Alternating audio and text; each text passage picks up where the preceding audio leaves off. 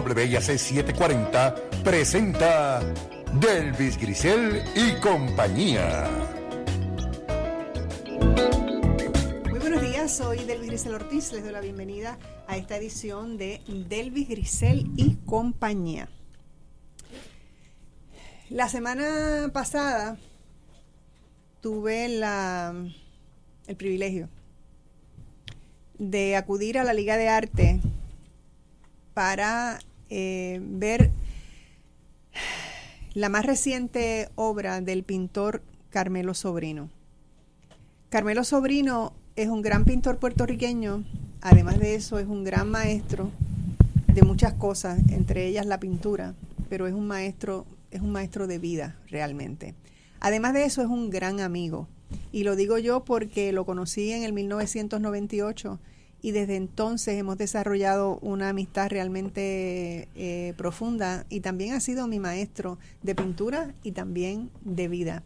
Y me siento privilegiada y agradecida.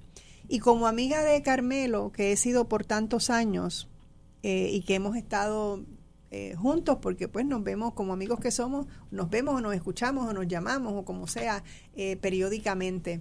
Así que he seguido todas las cosas que le han ido ocurriendo en la vida, muchas de ellas bastante catastróficas, y yo siento una admiración profunda por la persona que es Carmelo Sobrino, precisamente por cómo es capaz de enfrentar todo tipo de adversidad, desde haberse caído por la escalera de su casa, desde un cuarto piso, y caer abajo y romperse la clavícula, y después darle Guillain-Barré y quedarse prácticamente paralítico y sin movimiento en sus manos y no sé qué, y recuperarse de todo eso y seguir pintando y hacer ese esfuerzo, que eso le tomó como 2 años, yo creo, recuperarse de eso, después padecer un cáncer bastante fuerte. Ustedes, los que saben de cáncer, saben lo que es la quimioterapia, lo que es la radioterapia, lo que son las pastillas, lo que es todo tipo de tratamiento que sea necesario para la condición que cada quien tenga, y seguir caminando y no parar de pintar, no parar de pintar.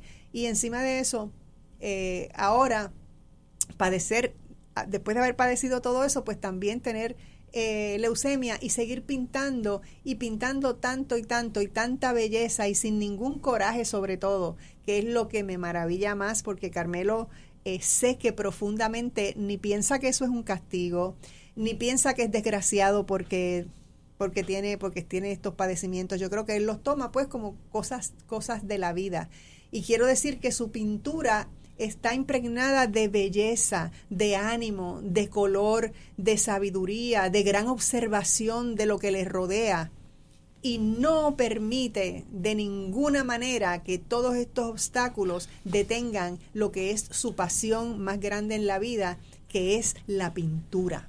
Y por eso, porque yo creo que somos tantos los que padecemos de tantas cosas y no necesariamente tenemos esa fuerza, ese ímpetu de entender pues que la vida trae de todo y que sencillamente hay que seguir viviéndola. Así que después de yo haber visto esta exposición, a quien le digo a ustedes, tienen que ir a ver esta exposición de Carmelo Sobrino que está en la Liga de Arte en San Juan. Es una exposición hermosa, pero hermosa, hermosa, fascinante, que te deja con la boca abierta cuando tú sabes que él ha pasado por todo esto y es capaz de pintar con tanta alegría y con tanto color. Y yo dije, bueno, yo tengo que decirle a Carmelo que inmediatamente tiene que venir a mi programa para que me cuente cómo logra pasar por encima de tantas cosas y que me hable exactamente de cuál fue su inspiración para estas pinturas, que son todas grandísimas, debo decir. No están, encima de eso son pinturas bien grandes, no son 8x10, ni son 11x14, ni son 18x24.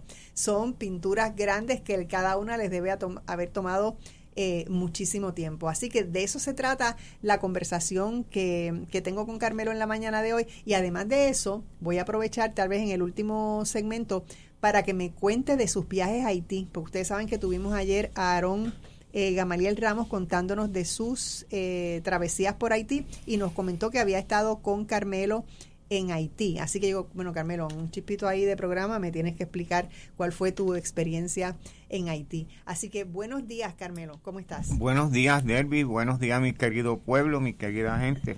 Acércate ahí al micrófono. Pues, Delby, gracias por tu cariño, por tu aprecio. Cuando escucho a Delby, digo, la verdad, yo creo que yo soy buena gente. Ciertamente lo eres, tú debes estar seguro. Bueno, yo siempre he creído en lo que tú dices. Qué bandido. Ay, dime, cuéntame. Tú eres el que me tienes que contar. Nada, este medio es para invitarlo a mi exposición que se está llevando a cabo en la Liga de Estudiantes de Arte de San Juan, la cual soy profesor allí. Creo que fui uno de los primeros maestros de la liga cuando tenía 22 años. Y he crecido en ese centro y les recomiendo la Liga de Estudiantes de Arte porque yo creo que la Liga de Estudiantes de Arte es un instrumento fundamental en este momento en la realidad puertorriqueña. La Liga tiene una galería que hace periódicamente exhibiciones y en esta ocasión yo la estoy usando. Ellos me han invitado y me han patrocinado esta exposición y estoy invitando al público en general a verla. La liga está abierta de 8 a 4 o a 5 de la tarde, o sea que es bien accesible. Hay un estacionamiento allí al lado y me encantaría que pudieran compartir y ver mis trabajos. Inclusive me gustaría saber qué piensan sobre ello. Y están invitados cordialmente. Bueno, Carmelo, cuéntame un poco de dónde nació esta idea, porque obviamente te fuiste con ese tema, empezaste a pintar todo lo que... ¿Esto tuvo que ver con la pandemia y el tiempo que estabas, que no podíamos ir a ninguna parte, o esto es posterior a la pandemia? Mira, como decía Ortega y Gasset, el ser humano es sus circunstancias, ¿no? Las circunstancias crean un tipo de conducta en uno a tono con el momento, con la contemporaneidad. Y pues yo siempre pinto, y yo soy un pintor como de esos pintores de afuera. Siempre pinto cosas alusivas a lo que está pasando a mi alrededor en el medio ambiente. Hago retratos, hago pinturas abstractas, yo siempre experimento con todas las visiones que se me ocurren, pero fundamentalmente me gusta siempre darle un toque de ilustración a lo que hago y ilustrarlo a nivel de esa experiencia que tengo en la calle, que yo casi desde niño yo me crié en la calle. O sea, yo era limpiabota y conocía a mi pueblo a rabo y a cabo, y conocía a los pobres, a los clase media, a los ricos, a todo el mundo le brillaba zapatos. Entonces eso me dio, yo creo que esa fue una de mis universidades primarias. Claro, el criarme con mis abuelos, que eran unos sabios. Mi madre era extraordinaria, una mujer brillante y creativa. Y además ser pobre fue una suerte, porque cuando uno viene de una clase pobre, pues la familia muchas veces no tiene mucha expectativa de lo que uno puede hacer profesionalmente. Y nadie me está atajando. Yo tengo amigos míos que han sido artistas y yo creo que su etapa más grande fue romper con su familia, por su familia querer que fueran otra cosa. Y en ese caso, pues a mí mi madre me dio la libertad y me dio el estímulo y todo lo que estaba pasando, porque no sé de dónde DH. Yo conservo siempre como una curiosidad. Inclusive cuando las cosas si alguna cosa yo he bregado y le he sacado mucho provecho es a mis miedos, porque los miedos a mí me han retado, me han llevado a ponerme en situaciones peligrosas, pero las situaciones peligrosas son como puentes. Pero miedo ¿qué miedos tenías? Los miedos siempre, los miedos tienen una extraña origen. Pero nada, la sensibilidad de uno puede ser muy touchy, tú sabes, y uno la mezcla con situaciones donde uno se ha sentido amenazado, y uno lleva como esos símbolos en la mente y en la adultez se manifiestan. Uh-huh. Se manifiestan. Porque yo te hago esta pregunta para que me dijeras con detalle cuáles eran tus miedos, porque yo también he padecido de muchos miedos, y de miedos realmente bien severos. Porque yo, por ejemplo, te diría que uno de los miedos que se manifestó ya cuando yo me se manifestó con más fuerza cuando yo me convertí en madre, es que yo de niña, cuando yo tenía 2 años de edad, el hijo menor de mi abuela fue asesinado en Nueva York. Y mi abuela era quien me cuidaba. Y entonces, pues, eso fue una etapa, mi mamá estaba en ese momento embarazada de mi hermana, fue una etapa tremendamente dolorosa para la familia, y yo me desarrollé, me crié, porque mi abuela era la que me cuidaba, no había más nadie, ¿no? Y mi abuela sufrió tanto y tanto, nunca se quitó el luto, lloraba todo el tiempo. Y entonces, cuando yo estaba ya en la escuela superior, su hijo del medio se quitó la vida. Así que fue una segunda tragedia para esa mujer. Por lo tanto, cuando yo me convertí en madre, yo tenía terror de que eso fuera como hereditario y que yo le pasara algo a alguno de mis hijos. Así que yo sé, me refiero a que un miedo puede ser algo realmente paralizante.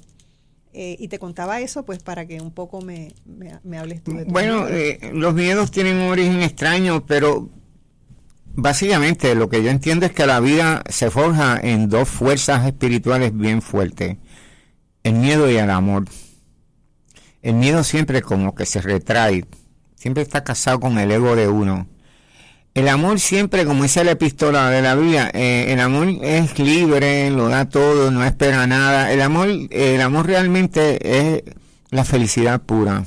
El que siente amor por alguien, yo creo que en ese momento que está consciente es bien feliz, ¿no? Uh-huh. Y a mí realmente, pues todo cuando somos niños pasamos trauma, nos caemos de árboles, los carros nos golpean, pasan cosas, nuestros padres muchas veces nos maltratan, muchas veces los mismos amigos o sea, uno pasa siempre, yo no creo que nadie en esta vida no haya pasado por proceso análogo, ¿no? Doloroso. Y eventualmente yo creo que todos en el fondo tenemos miedo. No tener miedo sería ser uno un psicópata, sin sensibilidad. El miedo es un buen consejero porque te obliga a confrontarte, ¿no? Y es lo que me ha pasado a mí. Yo he hecho cosas aterrado, pero me he atrevido a cruzar el puente. ¿Qué ejemplo? Dame un ejemplo de cuál miedo tú atravesaste. Mira, yo en un momento dado, yo le tenía mucho miedo a la altura. Fíjate, me fui a estudiar aviación. Y allí confronté la altura, la soledad del piloto, la maravilla de lo que es el avión. El avión es una cosa, yo le digo la estrella del ser humano. De noche cuando uno mira el cielo, las únicas estrellas que se mueven así son los aviones. Y esa experiencia de retar mis temores a la altura y otras análogas, a mí el encierro me causaba mucho temor, la cosa de quedarme en un ascensor o en un sitio encerrado. Todavía lo tengo, esos miedos. Lo que pasa es que aprendí a bregar con ellos y aprendí también una cosa bien importante, a saber cuánto nivel de estrés yo puedo aguantar. Uh-huh. Y sí, he tenido momentos muy estrésicos donde yo no soy un religioso tradicional, pero yo tengo fe de que hay una fuerza uh-huh. que me protege. Ok, tengo que pausar. Regresamos de inmediato. Eso que yo dije, piensa.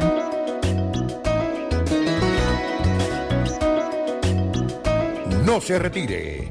En breve regresamos con más de Delvis Grisel y compañía.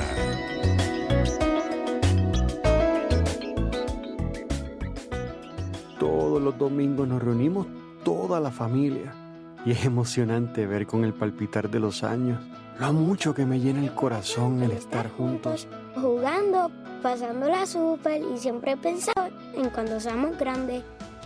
Cuando te conviertes en donante de órganos y tejidos, tu historia continúa. Donar es dar vida. LifeLink de Puerto Rico. Regístrate hoy en donevidapuertorico.org. Esto sucedió hoy. Tengo en la línea telefónica a Mirna Conti, quien fue una de las que resultó electa para la Cámara por acumulación por el Movimiento de Victoria Ciudadana. Muy buenos días. Gracias por estar con nosotros la mañana de hoy. Su primera reacción al resultar para este puesto en la Cámara por acumulación, ¿qué es lo que usted le va a presentar a ese electorado para que vote por usted en noviembre? Bueno, te tengo que decir, hay muchísimas cosas. Hay muchísimas cosas que hay que arreglar en este país, hay muchísimas leyes que hay que revisar, hay muchísimas leyes que hay que enmendar. Y aquí lo prioritario es hacer leyes y tomar decisiones en beneficio de la gente. Eso para mí es fundamental. Y si no tomamos decisiones en beneficio de la gente, pues me encargaré de que las comunidades tengan esas oportunidades, que llevo muchas décadas trabajando con diferentes comunidades y los atropellos hacia ellas, las contaminaciones que le hacen a las comunidades, afectando su salud. Sin tapujos, de lunes a viernes de 6 a 9 de la mañana por WIAC 740. Bienvenidos a la nueva temporada de los datos de autocontrol por la cadena WIAC 740 AM desde las 3 hasta las 5 de la tarde con el licenciado Mario Burgos. Presentamos los datos de autocontrol. Traído a ustedes por la compañía Making Power. Los datos de autocontrol. Lunes a viernes de 3 a 5 de la tarde por WIAC 740. Y ahora regresamos con más de Delvis Grisel y compañía. Estamos de regreso en Delvis Grisel y compañía. Si usted nos sintonizó un poquito tarde, estoy conversando hoy con el pintor Carmelo Sobrino y estamos haciendo un poco de su trayectoria de vida para entender esta maravilla que es su nueva exposición, a quienes les ha invitado cordialmente. Yo les respaldo. Vayan a la Liga de Arte de San Juan y vean esta hermosa, pero hermosa exposición de Carmelo Sobrino. Carmelo, estábamos hablando ahí de los miedos. De los miedos. Y entonces has sobrepasado todos los miedos y encima... No, los miedos están ahí presentes, esos demonios. Pero esos miedos a los que tú te has referido no son cosas ya superadas, porque si te montaste en un avión y te convertiste en piloto, eso es un miedo superado. Sí, he superado un nivel, pero quizás le tenga miedo a otras cosas, ya no a la altura. Por eso, pero son otros miedos. Pero, de esos de que estabas hablando fueron todos superados. Y uno, en la medida que crece y entra en años, uno tiene que afrontar diversas situaciones que alguna vez son nuevas, que uno dice, pero ven acá, si yo nunca he... Bueno, como haberte enfermado como te has enfermado, exacto, ¿no? ¿Y quién uno va a pensar que uno va a ser víctima del cáncer? De 3 cánceres. Entonces, realmente tiene una... ¿Cómo te has planteado ese asunto del cáncer? Mira, paulatinamente. Lo primero que he tratado de tener cierta ecuanimidad ante la realidad, o sea, porque sé que si me mantengo lo más serenamente posible, puedo analizar bien la cosa, puedo trabajar tranquilo. Yo necesito estar en paz para trabajar. Aunque es paradójico, uno tiene tormentos, pero esos tormentos están en una parte de la mente de uno. La mente es un algoritmo con muchas habitaciones y realmente con muchas puertas y ventanas. Y no solamente es la cuestión de uno sentirse derrotado. En esa habitación de la derrota, a mí no me gusta estar. Entonces, pues yo... También hay una cosa que yo veo, y es mi filosofía. Nosotros, lo que nos salva, por lo menos lo que me salva a mí, es la belleza. Y la vida realmente es tan bella que se manifiesta en el cielo, en el mar, en la tierra, en los animales, en los seres humanos, en las... O sea, hay la construcción de la realidad es tan compleja y tan maravillosa. Y entonces lo maravilloso de los sentidos de uno, que nadie nace pobre, los sentidos de uno son una gran riqueza. El auditivo, el visual, le enseñan a uno tanto y uno puede disfrutar, porque yo puedo tener todo esto, pero mira, anoche fui y me comí un helado de strawberry y me estaba riendo del placer que sentía. Hay que distraer los sentidos en cosas positivas. Y una vez que uno adiestra los sentidos a orientarse a la belleza, no sé explicar bien eso, pero uno recibe como un bálsamo, como una caricia. Cuando uno siente gratitud por esa belleza, es un estado de paz. Un estado de paz que te da la oportunidad de como treparte en una atalaya y ver el mundo, en vez de ver lo que te aplasta, encontrarte en la cima de él. Es la forma en que me lo explico. Yo realmente en este momento, como le dije, siempre los miedos van a aparecer, siempre los dolores van a aparecer, siempre, pero tener un centro donde uno perciba estas emociones y el efecto que crean estos procesos, tener un sentido crítico y estar al acecho de la mente de uno para corregir la negatividad que presentan estas situaciones.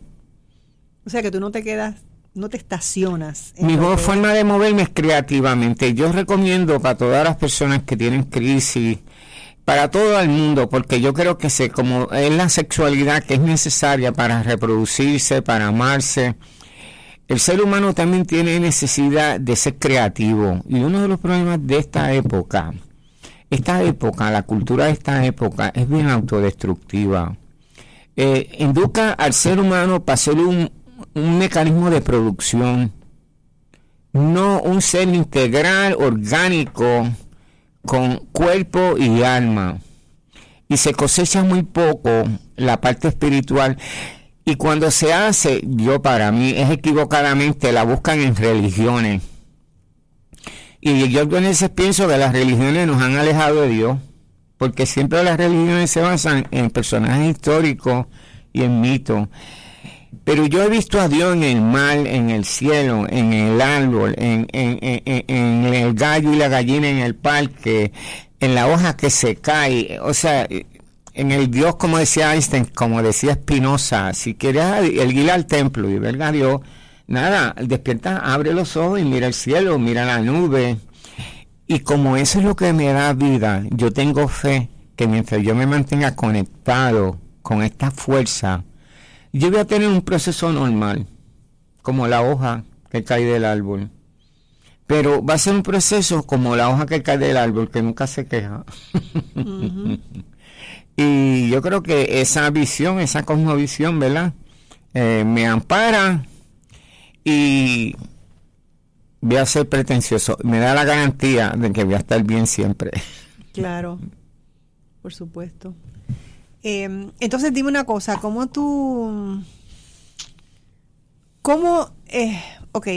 ejemplo, la quimioterapia es algo que te ha tomado mucho tiempo. Me empezaron a dar me han dado 2 procesos de quimioterapia.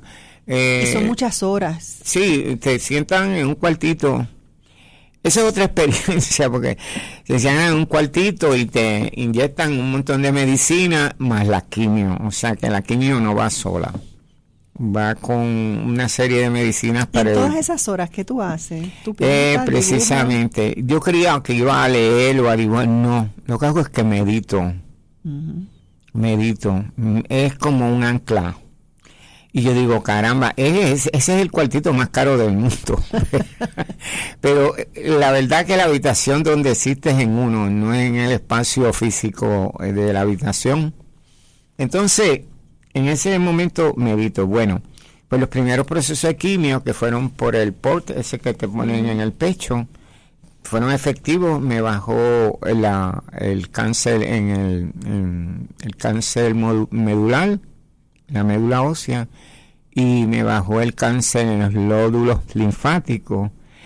Y creía que estaba ya suelto, pero no. Resulta que en el último examen que me hicieron de sangre, resultó que tenía leucemia y que el sistema inmunológico estaba muy bajo y que tenían que cambiarme la quimio. Entonces empezaron a darme quimio con pastillas para eso. Y estoy en ese proceso, en la quimio de una pastilla que la primera recomendación, tiene un número de recomendaciones, cómo utilizarla. La primera que sabe cuál es, no tocarla con la mano. Imagínate. Yo digo, caramba, esto lo hizo Oppenheimer. Digo que como la quimio es como una bomba atómica que se tira uno dentro. Exacto. Y mata a los buenos y los malos. Y no se te caen y se te pierden tratando de cogerlas con unas pinzas para... No. ¿Y cómo las coges? Con la mano. Tú no sigues instrucciones. Encima no sigues instrucciones. Carajo, sí que no... Bueno, necesitaría una cuchara y alguna vez tengo la medicina y no hay una cuchara allí. Okay. De todos modos, pues ha sido un proceso bien. Lo he aprovechado porque me ha obligado a estar más tiempo en mi hogar, en mi casa, en mi estudio. Y estar mucho tiempo en el estudio, y particularmente yo vivo en un sitio muy bello. O sea, yo vivo frente al mar y veo el cielo, y entonces detrás de mi apartamento está el aeropuerto. Por lo tanto, el patrón del aeropuerto está frente a mi casa. Los aviones pasan a 1000 pies de altura por allí. Y a mí me encantan porque vuelan tantos tipos de vehículos aéreos, hasta las chiringas estas que los muchachos se montan, las mariposas, los changos, las gaviotas. Es un tráfico constante en el cielo. También en el mar, barcos, ballenas, surfer, o sea, entonces está la calle, que ahí se mueve la gente, los carros, las bicicletas. Y las bicicletas, y hay una diversidad de espacio en efervescencia, ¿no? En que se mueve, y que se mueve con esta forma. Y que si tú los miras de allá arriba son como franjas, ¿verdad? Sí, son franjas, es una partitura. Sí, entonces, pues... hay que contar con tu balcón también, que lo vi en una de las pinturas. Sí, está la baranda, están las moscas comiéndose la china, y yo me fijo en todo eso, en las moscas, en los mimes, en la mosca, que es un animal precioso. La pobre está condenada como la serpiente. Por pararse encima de los muertos, bendito. La cosa es que ese balcón me provee un escenario universal, del movimiento universal de lo que está pasando. Me hace vigente ver ese balcón, pararme en mi balcón, sentarme y disfrutar la belleza de la vida, la belleza de la obra del planeta, que yo creo que si a la gente le hubieran dicho que Dios es el mar, o Dios es el cielo, o el árbol, yo creo que estuviéramos mejor. Y dime una cosa, ¿tienes miedo a morir? Bueno, me da la impresión que sí, que me tendré. El misterio que si siempre... que si tienes miedo. O si de la forma que lo has enfrentado, como bueno, dijiste ahora, ahorita, hasta la fecha porque ahorita no, dijiste, voy a caer como una hoja. Hasta la fecha no he sentido ese miedo. Me lo planteo, me planteo el momento. Pero no he sentido miedo, y sí, me recuerdo de la hoja, busco elementos que veo que los animales, por lo menos lo he visto en el parque, la gallina cuando va a morir se va y se acuesta y callada, y los perros también, y los gatos son maravillosos, se van a morir y se van en una esquina y fluyen, entran como en una meditación. O sea que estás aprendiendo. Y eso, concho... Bueno, y todos vamos a morir, eso no nos despinta nada. No, y uno es un animal también, porque no lo puede hacer. Exacto. Pues sí, afrontar la muerte no como una cosa definitiva, porque yo creo que definitivo es una palabra. La vida es como dicen los chinos, yin y yang. Bueno, la vida es eterna, lo que cae es el cuerpo. El cuerpo se vuelve tierra y aire, o sea, todo se queda de otra forma. Seguro.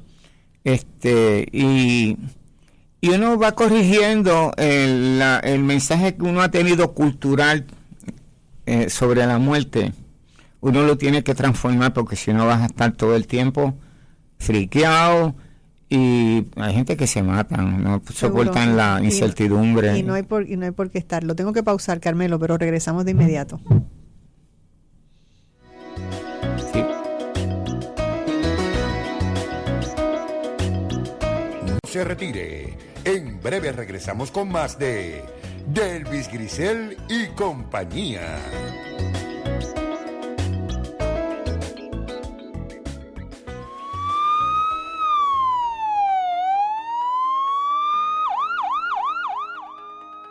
Si una emergencia sacude tu hogar, ven a Professional Hospital de Guaynabo. con sala de emergencia y servicio de radiología y CT scan las 24 horas. También te brindamos servicios de ortopedia y MRI. Para más información, comuníquese al 787-740-8787 o visite nuestra sala de emergencia, la cual está abierta 24 horas.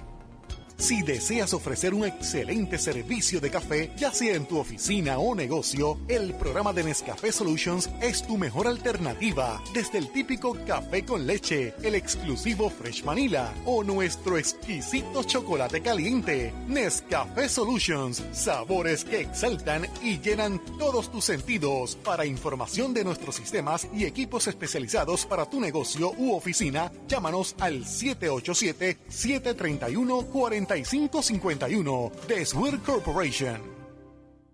Ven a Santurce y descubre el concepto innovador Hair Care and Spa de Esteban Montes, ubicado en la avenida Ponce de León 1316, esquina Hipódromo. Nuestros servicios personalizados resaltarán tu belleza, imagen y bienestar. Contamos con servicio de valet para estacionamiento. No esperes más, renueva tu imagen. Llámanos al 787-706-1111 o al 787-725-1111. Esteban Montes Hair Care and Spa, porque la belleza se ha instalado en Santurce. Y ahora regresamos con más de Delvis Grisel y compañía. Estamos de regreso en Delvis Grisel y compañía. Y aquí estamos tragando porque en medio de la pausa estábamos compartiendo Carmelo y yo aquí. Los que nos ven por Facebook pues lo ven que tenemos aquí unas semillitas de calabaza. Estábamos en Snacking Time, Carmelo y yo. Bueno, oye, Carmelo se lo está saboreando, los que no nos ven. Yo les puedo contar que se está saboreando esas semillas de calabaza, pero mucho, mucho, mucho. Entonces, Carmelo, así que nada, caer como una hoja, pero háblame ahora de todas las cosas que movieron esta exposición tuya, estas piezas tan extraordinarias. ¿Por qué escogiste bueno, tú siempre has pintado grande, ¿no? Pero alguna razón en esta ocasión para estas pinturas que son realmente grandes. Que sabes que esta exposición, aparte de lo que es central en ella, también hay dos pinturas que son previas de otro tema son de mis pinturas favoritas tuyas, que son las de los árboles, que en las ramas tienen todo tipo de instrumentos. La bondad del árbol. Sí, y que le debes a Lorena el de las máquinas de coser, ¿sabes? Me lo dijo allí. Las agujas, los hilos, las máquinas de coser, los ovillos, ya sabes. Bueno, entonces, cuéntame de lo que... Pintaste el primer cuadro con ese tema. ¿Pensabas que... ¿Cómo fue esa inspiración y cómo decidiste seguir en esa línea? Uno va acumulando información y no se da cuenta, pero se va acumulando en el inconsciente. Y quiero que me hables también de la paleta. O sea, de los colores también. Interesante eso que me has planteado. Mira, yo doy clase en la liga y mi clase se llama Clase de Expresión Creativa. Y yo lo que hago es que todo lo que yo experimento y todas las curiosidades que yo tengo a nivel de lo que es la imagen, las exploro con la línea y el color. A ver cuáles son las respuestas que yo consigo. Entonces aprendo también mucho cuando yo estas preocupaciones que yo tengo las llevo al salón de clase y le presento problemas a los estudiantes, problemas de que puedan conceptualizar desde una perspectiva subjetiva. No hay dos artes para mí fundamentales: el arte circunscrito, que es el arte realista, ¿no?, que trata de imitar la apariencia de la realidad, y el arte no circunscrito, que es el arte de Dios, que hizo la nube, que hizo el árbol, o sea, que es un garabato. El ser humano hace garabato con la línea, y la línea para mí es la expresión más grande que tiene el Homo sapiens, porque con la línea contextualizó la cultura, hizo sus ilustraciones en las cavernas, hizo las letras, los números, y uno se fija y casi todo lo que rodea a uno fue una mesa de dibujos que salió, porque la línea permite al ser humano hacer las cosas tridimensionalmente. Entonces, estos conceptos yo se los trato de proyectar a mis estudiantes. Y hay uno en particular. Todo el mundo sabe dibujar. Todo el mundo sabe hacer un símbolo. Entonces yo lo que hago es que hago símbolos de las cosas. Porque en los símbolos me facilita, como el símbolo es la síntesis de lo que es la forma, y casi siempre lo puedes hacer con un trazo, con una línea, una bombilla, o sea, el signo lo que hace es que le roba el ritmo a la cosa y la plantea. Pues estos cuadros de ahora y los de María, cuando yo terminó el huracán de María, pues yo veía los árboles sin hoja y como fueron aflorando paulatinamente, y yo decía, concho, los sabios más grandes ahora mismo, los consejeros mejor que uno tiene son los árboles, que no se niegan a morirse, sino que retoñan, y la bondad, y yo he descubierto que el árbol para mí es la criatura más noble que hay en el universo. O sea, me da pena algunas veces que en Puerto Rico se construyen esas urbanizaciones estériles de árboles, y yo digo, caramba, nosotros los puertorriqueños como que no somos muy pro árbol. No apreciamos el árbol ni entendemos el lugar que tiene el árbol en la vida. El árbol nos da la vida, nos da la belleza, nos da origen, exacto, nos da comida, nos da flores, nos da sombra. Y hay gente que somos unos malagradecidos. Y el árbol no se queja y soporta todo. Y yo digo, y es una criatura viva, pero no sé qué pasa, que en nuestra educación se le da más importancia a otras boberías que más están en los intereses de la economía. Al cemento sobre todo. No, a la economía, a cosas que produzca dinero. Y realmente el árbol es, pues, para decorarlo, si me conviene o no me conviene. Me da pena. No, el árbol yo lo he aprendido a respetar y yo creo que es uno de mis favorecedores, ¿no? Me favorece. El árbol siempre es mi amigo. Y esta exposición de los cuadros de María lo que plantean es eso, la bondad del árbol. Lo otro es el paisaje donde yo vivo, que es tan bello y que es un paisaje universal, se dan tantos movimientos ahí. Y lo hago a base de símbolos también, porque en esos cuadros aparecen tantas cosas que si uno se pone cada cosa a hacerla detalladamente. Esa es otra, cuando usted vaya a ver la exposición de Sobrino, saque tiempo, eso no lo ve en media hora.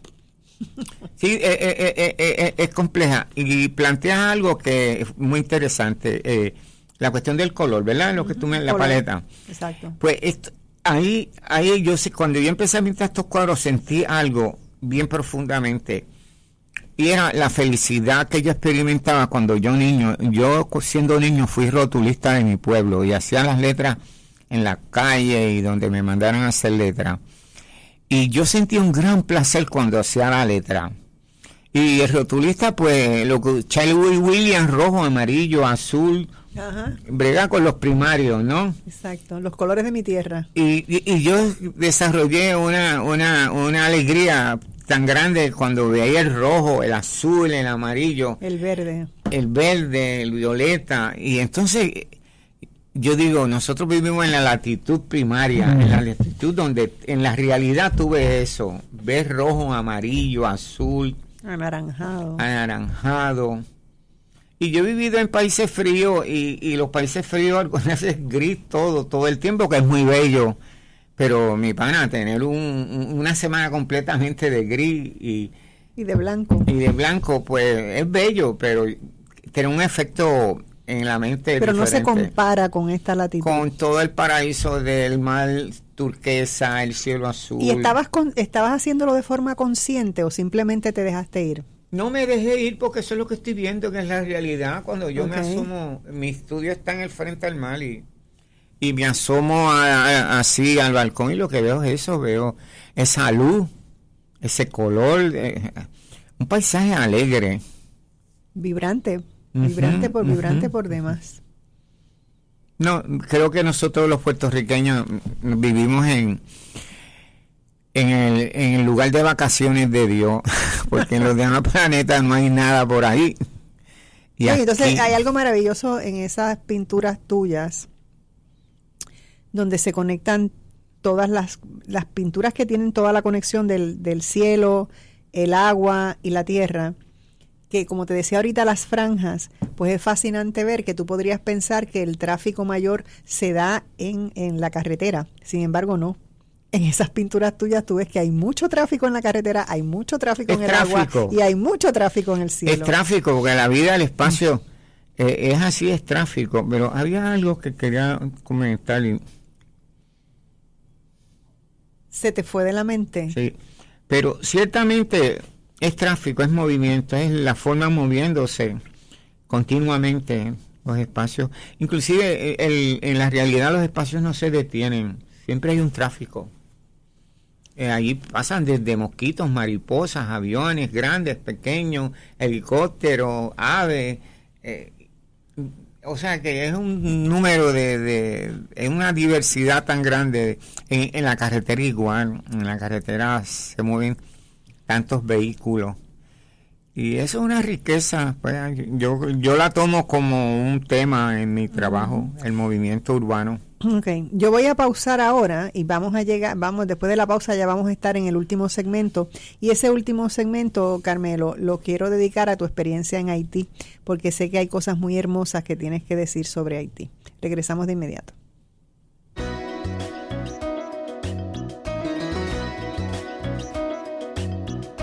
No se retire. En breve regresamos con más de Delvis Grisel y compañía.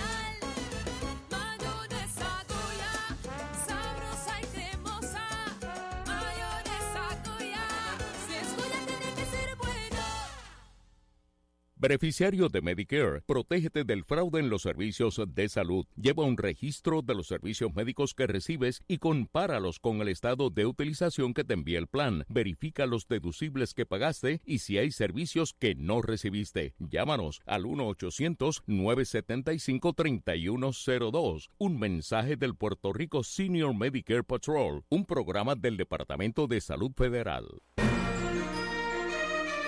Ángel Oliveras, Héctor Iván Díaz y Moraima Rivera unen sus voces y experiencia a un grupo de profesionales para traerles Punto por Punto, de lunes a jueves a las 12 del mediodía, por aquí, por WIAC 740 San Juan, WISA en Isabela y WYAC en Cabo Rojo, y en internet por www.wiac740.com.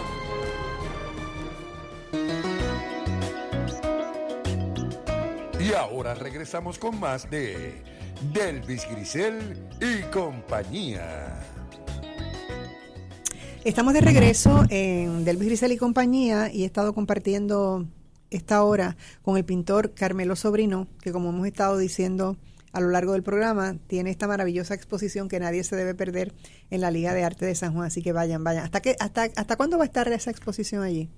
Yo creo que va a estar hasta el 24 de abril, creo yo. ¿De abril? Eso va a estar un mes y unos días. Eso es poco tiempo. No, va a estar una semana, un mes. Va a estar un mes. Pues ya saben que no queda mucho tiempo. Salgan corriendo, vayan a verla, no se la pierdan. De verdad, no se la pueden perder. Pero bueno, ya te dije que ayer estaba yo aquí hablando de Haití, que es un tema que siempre me interesa mucho y al cual de vez en cuando le doy seguimiento. Y Aarón Gamaliel Ramos me estaba contando que había estado contigo en Haití, y yo de paso sabía de tus estadías en Haití, y yo sé que hasta pintaste en Haití, asuntos de Haití. Así que cuéntame las cosas más sobresalientes de esos 3 viajes que hiciste a Haití. Cuando estudiaba en la Escuela de Artes Plásticas teníamos un excelente profesor, Fernández Méndez. Era un catedrático de la Universidad de Puerto Rico, un amante al arte caribeño y coleccionista extraordinario de arte puertorriqueño y haitiano. Y sí, ese hombre me trajo a la mente, a la conciencia, el país de Haití. Y desde el punto más lindo, desde el punto de vista de su arte, de su visión estética sobre la experiencia existencial allí. Y resulta que siempre pensé ir a Haití, bueno, pero también tenía la ilusión de ir a Salvador Bahía. Y empecé a buscar información en Salvador Bahía y se me parecía mucho a Haití. Son sectores, áreas geográficas negras, donde la comunidad es negra. Y cultivan todavía mucho de su cultura original africana y la cosa ritual y la cosa de la comida. Bueno, tienen otra visión. Y la cosa fue que yo quería ir a Salvador, pero como Salvador estaba muy lejos, pues decidí, y yo estaba casado y con mis familias, pues decidí ir a Haití como para experimentar el viaje ese. Fue un experimento. En un momento que fui había guerra, y me acuerdo que cuando en la Verde me monté en el avión, habían como 5 o 6 personas en el avión, y efectivamente cuando llegué a Haití esa primera vez, estaba en guerra, en la ciudad, queman gomas, tiros, y la verdad que la vida continúa, no importa. Pero la vida funcionaba como me imagino en Ucrania ahora, que la gente trata de hacer la vida lo más normal dentro de lo que pueden. Claro. Pero sí, ese momento que fui a Haití me resultó fascinante. Rápido que me tiré a caminar en la calle, a ver los lugares, a conocer. Me di cuenta que Haití, paradójicamente, está al lado de Puerto Rico y nosotros sabemos tan poco de Haití que yo creo que no. Lo conocemos por las desgracias, pero no por su riqueza cultural y no por su belleza. La gente en Haití son bellas, la verdad es que sorprendentemente bellas. Y fui a Haití y fue buena la experiencia. Eventualmente regresé a Puerto Rico, compré unos cuadros haitianos, traté de ver todo lo posible en arte que había en Haití, y me quedé impresionado porque Haití... Había mucho arte que lo podías observar en... Bueno, de los países americanos, solamente 3 han hecho escuelas de arte plástica, o sea, escuelas como decir el impresionismo. Y es que los americanos hicieron el expresionismo abstracto, pero los haitianos hicieron el arte ese que le llaman primitivo, que se convirtieron en figuras internacionales, grandes maestros. O sea, Haití en el mundo se conoce por su pintura. En la medida que todo el mundo conoce a Puerto Rico por el reggaetón, en Haití es por la pintura. Igual en México por los muralistas, ¿no? Y los mexicanos hicieron un movimiento en las artes plásticas que se conoce en el mundo. Pues los haitianos, con ser tan pobres, tan discriminados, y fueron capaces de crear un lenguaje estético extraordinario. O sea, hay pinturas de haitianos en museos extraordinarios del mundo. Entonces, ¿cómo se mueve el pueblo? El pueblo en Haití se mueve en términos orgánicos, porque como no hay muchos carros, la gente camina a pie. Y hay mucha gente siempre en la calle, porque la casa no es un lugar de confort. La casa del haitiano promedio es una casa para ir a dormir, cocinar, pero sí, el haitiano está mucho en la calle tramitando, buscándose la subsistencia, porque en Haití yo creo que no dan ayuda al gobierno. La gente en Haití vive siempre en una carencia increíble, y ellos sobreviven toda esa tragedia, y es la cultura haitiana. Yo creo que es panteísta, ve la realidad de otra perspectiva, y siempre me resultó estéticamente esa forma de moverse, y el país me resultó muy bello. Y me dijiste que fuiste 2 veces a la Citadel, que solo he visto yo en foto porque yo nunca he ido a Haití. Ajá, 2 veces. Pero que esa historia de la Citadel y todo lo demás es algo fascinante. Cuéntame de tu experiencia en la Citadel. La primera vez que yo fui a la Citadel fue con Aarón, precisamente. Aarón era un grupo de profesores universitarios que iban a dictar charlas a Haití con otros intelectuales haitianos. Y a mí me llevaron, la universidad me llevó para exponer, para que yo representara la parte de las artes plásticas. Y entonces yo monté una exposición allí. Y es un chiste porque como yo, pues, como la comunicación era bien difícil, Era muy difícil, pero sí fue bien agradable. ¿Cómo te comunicabas? ¿Cómo te hacías comunicar? ¿Entiendes un poco de creol? Entre inglés y español. Okay. Porque ellos, algunos saben un poco inglés y algunos saben un poco español y sí. ¿Y no aprendiste algo de creol? No. Okay. Es que realmente yo creo que lo que estuvimos fue una semana, ¿no? Y cuéntame cuando viste la Citadel. Entonces fuimos, Aarón sabe que fuimos a la Citadela. La Citadela es como el Morro, pero ponerlo en el yunque. Una fortaleza militar que Christopher construyó para... Henry Christophe. Sí, porque ellos creían que los después de el holocausto que hicieron los haitianos con los franceses, los franceses lo estaban haciendo siempre con ellos, o sea, que aclaro eso. Pero este señor hubo una confrontación donde murieron muchos blancos. Y además él era un monarca, necesitaba un castillo. Sí, paradójicamente, fíjate, ganan la república e instauran un gobierno monárquico. Mira, igual que el de Francia, el modelo que usaron. Claro. Que eso, pues resulta que construyeron esa fortaleza con los materiales, con las piedras que habían por allí, una cosa impresionante en un lugar difícil de abordar en términos de construcción. Hicieron un tremendo castillo, creo que de las cosas más impresionantes que yo he visto en mi vida. No tan grande como el Morro, pero sí grande. Y bello el concepto. Y allí murió el hermano de la esposa de Christopher. Voló en donde guardan la dinamita. De Christophe. Sí, y nunca los franceses atacaron, o sea que las fortalezas nunca la usaron. Murieron como 20 y pico de mil personas allí. Creo que los arquitectos que la diseñaron también los mataron. Y se trabajó tanto, se hizo aquel monumento y nunca lo usaron. Bien interesante.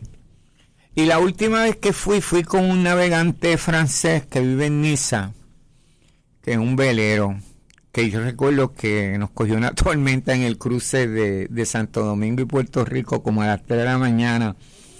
Y yo dije, aquí sí, que aquí...